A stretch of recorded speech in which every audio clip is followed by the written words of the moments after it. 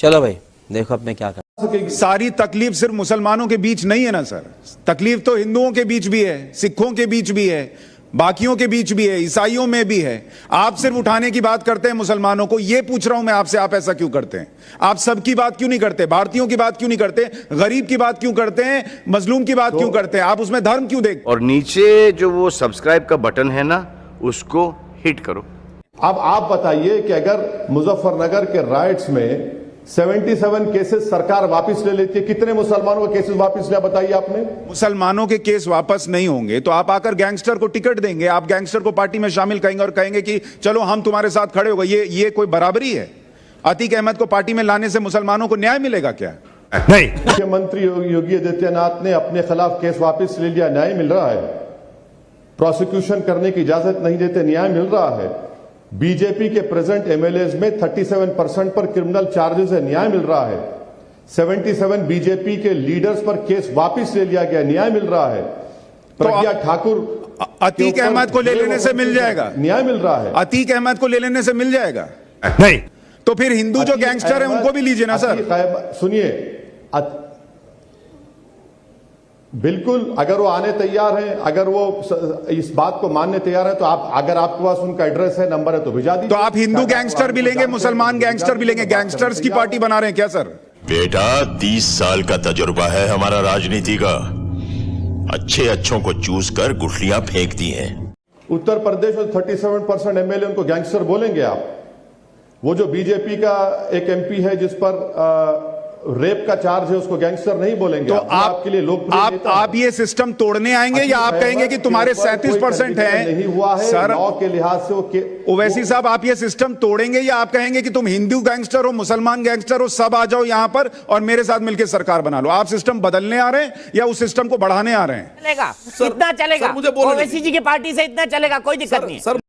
आप तो कम से कम तरफदारी मत करिए। नहीं, मैं कोई तरफदारी नहीं कर रहा। मैं कह रहा हूं अगर वो गलत हुआ सर, गलत को गलत के तराजू पर बराबर करने से कोई न्याय नहीं मिलेगा। मैं आपसे ये कह रहा हूं। और आप जब आते हैं, आप पढ़े लिखे समझदार इंसान हैं, समझदार नेताओं में से हैं, आपकी सोच बहुत बड़ी है, ये मैं मानता हूं। आपसे मिला हूं, आपसे कई बार बात करता हूं। आप बहुत ज़हीन तरीके से समझते हैं पॉलिटिक्स को। आपकी पार्टी का नाम क्या है बताइए सर? AIMIM का फुल फॉर्म क्या है मुझे बताइए? क्या ये पार्टी इलेक्शन कमीशन रजिस्टर्ड नहीं है? मैं आपसे पूछ रहा हूं सर। क्या ये पार्टी के 2 एमपी भारत के सर सुनिए नहीं, सर आप पहले बताइए दर्शकों को कि AIMIM का फुल फॉर्म क्या है? अरे यार तुम तो शुरू से ही मेरे पीछे पड़े हुए हो।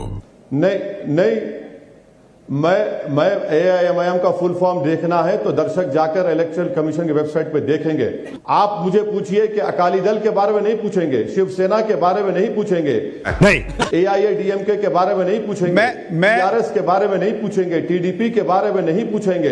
कितने पार्टीज में आपको बता दो, मेरी पार्टी इलेक्शन कमीशन में रजिस्टर्ड है। इलेक्शन कमीशन मुझे इलेक्शन लड़ने की इजाजत देता है। अगर आपको या किसी और को इससे तकलीफ हो रही है तो जाइए इलेक्शन कमीशन को। नहीं, मुझे कोई तकलीफ नहीं है सर। बुरी बात मैं तो कह रहा हूं आप खुलकर बोल दीजिए ना। आपको तकलीफ है इलेक्शन लड़ने से? बैरिस्टर असदुद्दीन ओवैसी, मेरी पार्टी का नाम सुनिए, मैं बोल रहा हूं। बोलने दे, तकलीफ हुआ है बेचारे को। बोल मैं बोल रहा हूं, सुनिए, बोल रहा हूं। मेरी पार्टी का नाम कुल हिंद मजलिस इत्तेहादुल मुस्लिमीन है। अंग्रेजी में आपको समझाने के लिए ऑल इंडिया मजलिस इत्तेहादुल मुस्लिमीन है। मुझे आपत्ति सिर्फ ये है सर कि आपने अपनी पार्टी का नाम ऑल इंडिया मजलिस इत्तेहादुल मुस्लिमीन रखा, जिसका मतलब है कि दुनिया, पूरे भारत के जो मुसलमान हैं उनकी एकता के लिए मजलिस। चलेगा, इतना चलेगा, ओवैसी जी की पार्टी से इतना चलेगा, कोई दिक्कत नहीं है। और आप वही काम फिर पॉलिटिक्स में करते हैं और दूसरों से उम्मीद करते हैं कि वो हिंदुओं की बात ना करें, वो दूसरों की बात ना करें, वो बराबरी की बात करें। आप कहां कर रहे हैं? आप तो सिर्फ मुसलमानों के लिए पार्टी बनाकर बैठे हैं। इसको खुलकर बोल दीजिए कि मैं हिंदुओं की बात नहीं करूंगा। नकली हिंदू कहीं का? बिल्कुल नहीं, बिल्कुल झूठ है ये। अगर मैं आपको दावत दूंगा, हैदराबाद तशरीफ लाइए, मेरे मेहमान रहिए। आपको भी याद होगा मैं हैदराबाद आया हूं और आपकी ही बाइक पर बैठाकर आपने ही घुमाया है। मैंने देखा है। मैं आपसे कहता हूं, आप इतनी संविधान की बात करते हैं तो पार्टी का नाम, आप पार्टी का नाम ऑल इंडिया मजलिस इत्तेहादुल हिंदुस्तानी कर दीजिए। अच्छा, हमको सिखा रिया। सुनिए, मुसलमान क्यों रखते हैं? अरे भाई, मुसलमान क्या हिंदुस्तान का नहीं है?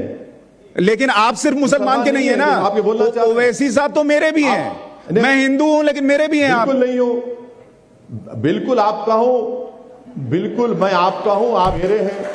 हम आप सब्सटेंटिव इक्वालिटी, लेकिन आपकी पार्टी के नाम में मैं नहीं हूं ना सर। हो रही है आप मेरे हैं, मैं आपका हूं, लेकिन आपकी पार्टी के नाम में मैं नहीं हूं। ये मुसलमान हटाइए सर। सही पकड़े हैं। बिल्कुल, आप बिल्कुल सही कह रहे हैं, मगर आप भी संविधान में, मैं भी संविधान में हूं। संविधान के तहत हुआ, मैं मान गया, पर मैं कह रहा हूं कि जब भारतीय जनता पार्टी हो सकती है, इंडियन नेशनल कांग्रेस हो सकता है, तो ऑल इंडिया मजलिस इत्तेहादुल मुसलमीन की जगह ऑल इंडिया मजलिस इत्तेहादुल हिंदुस्तान क्यों नहीं हो सकता? सबकी एकता की बात कीजिए ना सर। मोहब्बत बहुत जरूरी है दोस्त, मिट्टी से भी और इंसान से भी। अरे मेरे सुनिए, आप समझ नहीं रहे हैं। भारत के संविधान के तहत हर पॉलिटिकल पार्टी का रजिस्ट्रेशन होता है और उस पॉलिटिकल पार्टी को मानना पड़ता है संविधान को। क्या पैगाम आपको गलत मिल रहा है क्या? नहीं तो मुसलमान हटाने से दिक्कत क्या है सर? कौन कह रहा है कि किसी मजहब आपको वोट नहीं पड़ेगा क्या अगर मुसलमान हटा देंगे? अगर आप मुसलमान हटा देंगे उसमें से, तो वोट नहीं पड़ेगा क्या? नहीं सर, वोट पढ़ना नहीं पढ़ना है तो अल्लाह तय करेगा ना, जनता तय करेगी। तो मैं कभी इलेक्शन जीतता भी हूं, हारता भी हूं, तो इसमें बुरी बात क्या है? आप फिर माने बैठे हैं कि आपको वोट वही देगा जो अल्लाह की सुनता है। इलेक्शन लड़ते हैं, जीतते हैं, हारते हैं। आप माने बैठे हैं ना कि वोट आपको वही देगा जो अल्लाह की सुनता है, जो श्री राम की सुनता है वो नहीं देगा। बिल्कुल नहीं, बिल्कुल नहीं, बिल्कुल नहीं। मैं आपको फिर बार बार कह रहा हूं, राजभवन कॉर्पोरेटर ने अमित शाह के आने के बाद भी बीजेपी का कैंडिडेट हार गया। राजभवन उसका नाम है। अब आपको और क्या बताऊं मैं? आप मेरे साथ मोटरसाइकिल पे फिरे, आप किसी और चैनल में काम कर रहे थे उस वक्त, तो आपको कई हमारे मेन नॉन मुस्लिम लोगों से आपकी मुलाकात हुई, आप भूल गए? नहीं, मैं बिल्कुल नहीं भूला। मैं तो चाहता हूं जो मुझे वहां दिखा वो हर जगह दिखे। आप यूपी में भी आकर हिंदुओं की बात करें, सिखों की बात करें, ईसाइयों की बात करें। आप सिर्फ मुसलमान करते हैं, वहां दिक्कत होती है। आप कहते हैं मस्जिद शहीद हो गई। मस्जिद शहीद होना आपका मुद्दा है या मुसलमानों को एजुकेशन मिलना मुद्दा है? देखिए आपको या तो आपको एमनीसिया हो चुका है या फिर आपको, मैं समझ रहा हूं कि ज़ईफ़ी जल्दी आ गई। गाली दीजिए, मुझे कोई इतराज नहीं। उत्तर प्रदेश का मुसलमान देख रहा है कि कैसे योगी आदित्यनाथ और ये मौसूफ, ये डॉग विजिल पॉलिटिक्स जो कुछ फिर मुसलमान देख रहा है, सियासत कर रहे हैं, देख रहे हैं वो लोग। आप पूरे इंटरव्यू में 19% से आगे बढ़ ही नहीं पा रहे। मुसलमान देख रहा है, मुसलमान के लिए ये हो रहा है। आप कैसे संविधान की बात करते हैं सर? आप मुसलमान से अलग सोच ही नहीं पाते। गजब बेइज्जती है। नहीं, मुसलमान क्यों बोलना है सर? हिंदुस्तानी बोलना है। आप जब कम्युनलिज्म की बात करते हैं, यहीं तो शुरू होता है कम्युनलिज्म। एक मिनट, तो ब्राह्मण सम्मेलन होगा, आपको इसमें कोई बुरी बात नहीं है? नहीं, पूरी बुरी बात है, पूरी बुरी बात है सर। मैं तो उसका भी विरोध कर रहा हूं। नहीं सुनिए, हाँ, अच्छा तो कोई बुरी बात नहीं है, तो फिर मुसलमान बोलने में क्या बुरी बात है? नहीं, मैं तो कह रहा हूं बुरी बात है। मैं तो कह रहा हूं ब्राह्मण, सर आप ठीक से सुन नहीं रहे। मैं कह रहा हूं ब्राह्मण सम्मेलन गलत बात है, मैं तो उसका विरोध करता हूं। अच्छा, चलिए, कम से कम आप एज ए एंकर का एक कंसिस्टेंट स्टैंड किसी एक पॉइंट पर है। चलिए, अरे पर आप नेता के तौर पे नहीं रहे ना सर। आप भी बोलिए सर, ब्राह्मण सम्मेलन का विरोध हो रहा है, आप भी बोलिए कि नहीं मुसलमानों की नहीं, हिंदुओं की भी बात करूंगा। खत्म।